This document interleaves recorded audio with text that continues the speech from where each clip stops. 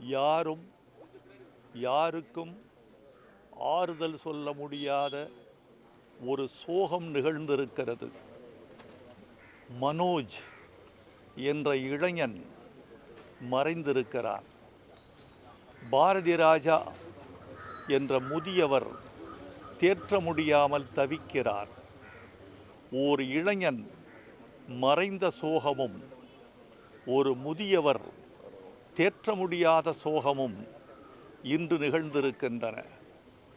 மனோஜ் ஒரு நல்ல கலைஞன்.